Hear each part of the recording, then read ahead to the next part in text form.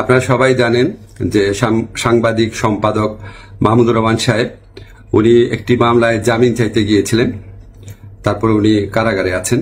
এই ঘটনা সবাইকে, আপনাদের অনেককে দুঃখ দিয়েছে, কাউকে ক্ষুব্ধ করেছে। আপনাদের কাছে মনে হয়েছে যে এরকম একটা ছাত্র জনতার বিপ্লবের পর আসা সরকার, এই সরকারের সময় কেন ফ্যাসিবাদ বিরোধী লড়াইয়ের অন্যতম অগ্রনায়ক মাহমুদুর রহমান ভাই কেন এখানে কারাগারে আছেন। তা আমি আপনাদেরকে একটু ব্যাখ্যা করি বিষয়টা। প্রথমেই বলে রাখি, আমি ওনাকে খুবই শ্রদ্ধা করি। এদেশে শেখ হাসিনার যে ফ্যাসিবাদী শাসন ছিল সেটার বিরুদ্ধে যে লড়াইটা আমাদের, সেটার সূচনা করেছিলেন, বুদ্ধিবৃত্তিকভাবে তিনি সূচনা করেছিলেন, এবং এই জন্য ওনাকে প্রচন্ড নিপীড়ন নির্যাতন ভোগ করতে হয়েছে, যেটার সাথে মানে কোনো কিছুর তুলনা হয় না আর কি। তো উনাকে একটা অবিশ্বাস্য একটা চরম ভুয়া মামলায় ওনাকে ফ্যাসিস্ট শেখ হাসিনা সরকার ওনাকে শাস্তি দিয়েছিল। ট্রায়াল ইন অ্যাবসেন্সিয়া হয়েছিল, ওনার অবর্তমানে শাস্তি দিয়েছিল। অবিশ্বাস্য মামলা একটা, এবং এই মামলার মেরিট নিয়েও প্রশ্ন তোলা যেতে পারে, কিন্তু বিচার কার্যটা সম্পন্ন হয়ে গিয়েছিল এবং ওনাকে শাস্তি দেওয়া অলরেডি হয়ে গিয়েছিল। তো উনি যখন এখানে আপনার বাংলাদেশে আসলেন, আসার আগে কিছুদিন আগে ওনার স্ত্রী, আমাদের শ্রদ্ধেয় ভাবি, ওনার বিরুদ্ধেও একটা অত্যন্ত মানে অগ্রহণযোগ্য ভিত্তিহীন মামলা করা হয়েছিল। তো উনি সেই মামলাতে সাজা স্থগিত করে আপিল করার জন্য আবেদন করেছিলেন। এই আবেদন কিন্তু আইন মন্ত্রণালয় অর্থাৎ আমার কাছে আসে না, এটা যায় স্বরাষ্ট্র মন্ত্রণালয়ের কাছে। স্বরাষ্ট্র মন্ত্রণালয় যখন আমাদের অভিমত চেয়েছে, আমরা ইতিবাচকভাবে এটা দেখার জন্য জোর সুপারিশ করেছি। আমাদের এই সুপারিশের ভিত্তিতে মাহমুদুর রহমান ভাইয়ের স্ত্রীর সাজা স্থগিত করে ওনাকে আপিল করার সুযোগ দেওয়া হয়। মাহমুদুর রহমান ভাই যেই মামলায় শাস্তি পেয়ে আজকে জেলে আছেন, এক্স্যাক্টলি এই মামলায় আরেকজন বরেণ্য সাংবাদিক শফিক রহমান, উনারও সাজা হয়েছিল। উনি ঠিক একইভাবে মাহমুদুর রহমান সাহেবের যে স্ত্রী আছে, উনি যেমন আবেদন করেছিলেন যে সাজা স্থগিত রেখে আপিল করার জন্য, উনি একইভাবে সেই আবেদন করেছিলেন। আমাদের আইন মন্ত্রণালয়ের মতামতের ভিত্তিতে শফিক রহমান সাহেবেরও সাজা স্থগিত করে ওনাকে মুক্ত মানুষ হিসাবে আপিল করার জন্য যে ওনার যে আবেদনটা ছিল সেটা অ্যাপ্রুভ করা হয়। মাহমুদুর রহমান ভাই এটা করেন নাই। আপনারা সবাই জানেন উনার অত্যন্ত স্ট্রং আত্মসম্মান বোধ, উনি খুব দৃঢ়চেতা মানুষ, খুবই দৃঢ়চেতা মানুষ, প্রচন্ড দেশপ্রেমিক মানুষ।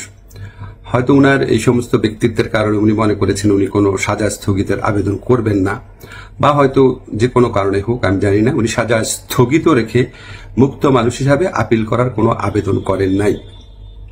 ফলে এটা করার কোনো রকম স্কোপ কোনো মন্ত্রণালয়ের কোনো সরকারের ছিল না। উনাকে যেই আদালত এই ভুয়া মামলাতে উনাকে শাস্তি দিয়েছিল, উনি সেই আদালতে জামিন চাইতে গেছেন। আমাদের ফৌজদারি কার্যবিধিতে আছে, যদি কোনো আদালত কাউকে 1 বছরের বেশি শাস্তি দেয়, ফৌজদারি মামলা যদি 1 বছরের বেশি শাস্তি দেয়, তাহলে সেই আদালত দোষী সাব্যস্ত ব্যক্তিকে জামিন দিতে পারবে না, জাস্ট পারবে না, কোনো স্কোপ নাই। কিন্তু তার চেয়ে যে বড় আদালত অর্থাৎ মহানগর দায়রা জজের আদালত, সেখানে যদি পরে আবেদন করা হয় তাহলে সেই আদালত জামিন দিতে পারবে।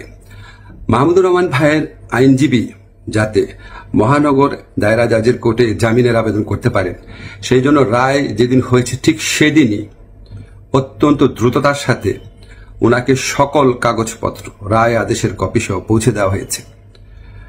আজকে আমি যখন আপনাদের সাথে কথা বলছি, আজকে হচ্ছে বুধবার, উনি যে কোনো কারণেই হোক উনি জামিনের আবেদন এখনো করেন নাই। জামিনের আবেদনটা করলে ওই আদালতের জামিন দেওয়ার এখতিয়ার আছে এবং ওনার জামিন পাওয়ার পথ প্রশস্ত হবে। উনি মুক্তভাবে ওনার যে দেশপ্রেম থেকে, দায়িত্ববোধ থেকে, উনি ওনার সাংবাদিক হোক বা বুদ্ধিজীবী হোক বা ওপিনিয়ন মেকার হোক, উনি ওনার ভূমিকা পালন করতে পারবেন অচিরে, সে প্রত্যাশা করছি। আমি শুধু আপনাদেরকে একটা জিনিস একটু বুঝার জন্য অনুরোধ করছি। আমি আইন মন্ত্রণালয়ের দায়িত্ব পাওয়ার পর মাহমুদুর রহমান ভাইয়ের স্ত্রী ও সাংবাদিক শফিক রহমান, ওনারা যখনই আবেদন করেছেন সাজা স্থগিত করার, সেই আবেদনে আমাদের মতামতের ভিত্তিতে ওনাদের সাজা স্থগিত করা হয়েছে। মাহমুদুর রহমান ভাই এই আবেদন করলে অবশ্যই আইন মন্ত্রণালয় থেকে ওনার সাজা স্থগিতের জন্য আমরা সুপারিশ করতাম। আমরা সেই সুযোগ পাই নাই, এখানে আমাদের কিছু করার ছিল না।